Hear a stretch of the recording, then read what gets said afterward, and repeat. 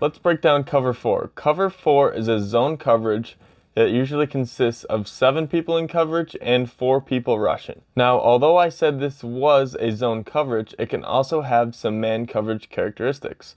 Sometimes defenses, especially in the NFL and the higher up you go, they like to match coverage. So if one receiver goes in your zone, then it would cancel out your zone and you would have to run with that receiver. So essentially, cover 4 can usually be zone until a receiver hits a certain area, then a defender will match up and start to run with them. So if we're looking at it on film, our two examples can be quite tricky if you look at it just by the end of the play. But if you see the zones develop over the time of the play, you're able to tell that it's cover 4. When we look at a cover 4 diagram, we can see that there's 4 deep zones. The 2 middle zones are usually occupied by the safeties. The 2 outside zones are usually occupied by the corners. Then, if we look at the 3 underneath zones, there's 2 flat zones, which usually are held by the outside linebackers, and the middle hook curl is played by the middle linebacker. Now let's take a look at how some NFL defenses run cover 4 in their games. For our first example of cover 4, let's take a look at how the Seattle Seahawks run a version of cover 4 against Tom Brady and the Patriots. The first thing we're going to take a look at is not the safeties, but we're going to see how the defense adjusted to the offense in regards to the motion across the formation. We saw no defender following the motion, which means that they're most likely not going to be in man coverage. And now that we read that there's 2 safeties high, without cover 2 man being in the book of play sheets that we're reading from the defense, it has to be either a version of cover 2 or a version of cover 4. Now, cover 4 can be a tricky read pre-snap because cover 4 can look like cover 2 or it can look like cover 2 man.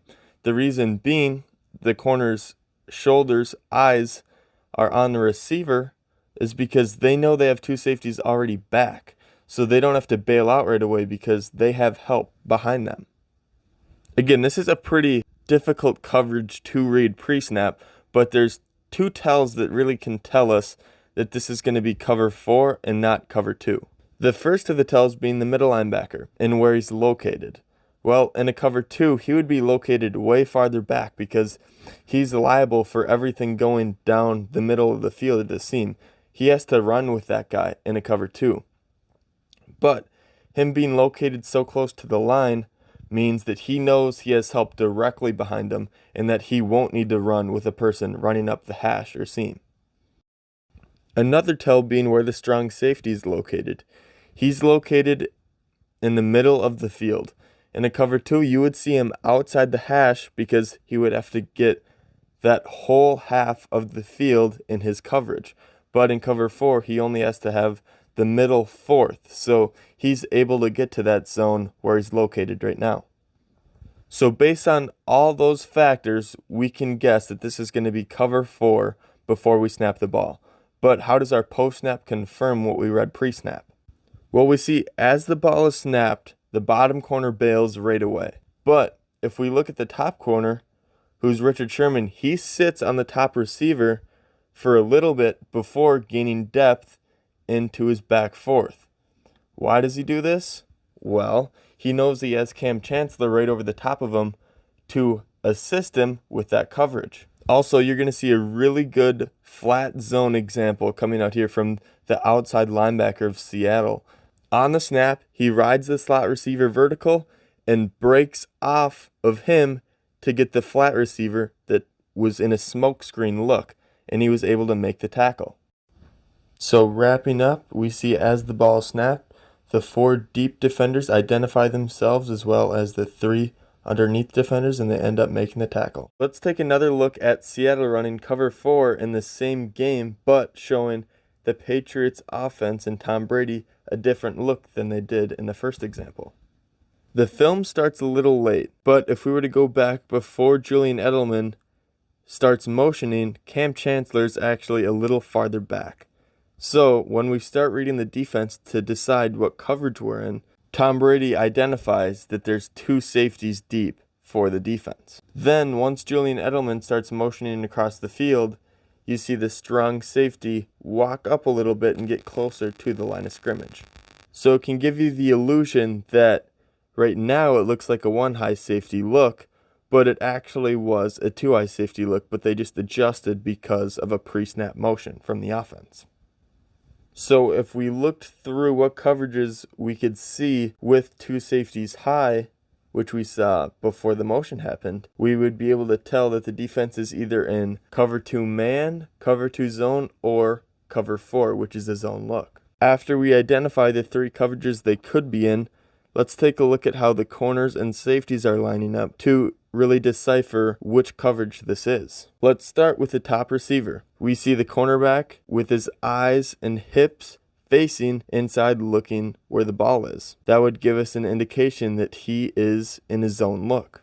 Now let's take a look at the slot receiver. We see the person over the top of him has a square hip angle on him, which would tell us usually that he's in man coverage. But what we know about motions is in the pre-snap, if the defense doesn't roll or somebody doesn't follow the motion man across the formation, that it's going to be a zone coverage for the defense. And that's exactly what we saw in this example. So although he has a square hip angle, we know that this is not a man coverage because nobody followed the slot receiver across the formation.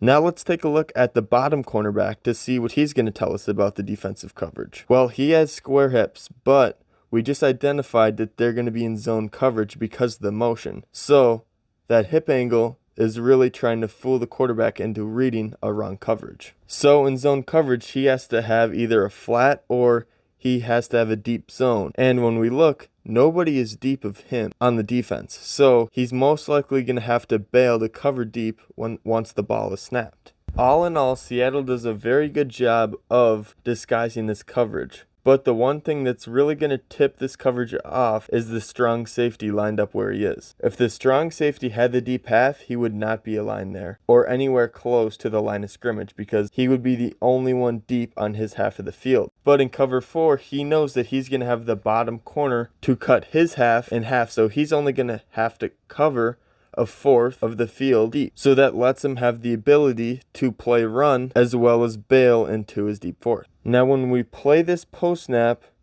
we see what we pretty much expect to see. We pause it here, we can clearly see the 4 deep defenders and also the flat defender on the short side of the field gaining depth because he has no immediate threat in the flat. But on the far side of the field, we can see the flat defender stop gaining depth and come off to the receiver in his respected zone.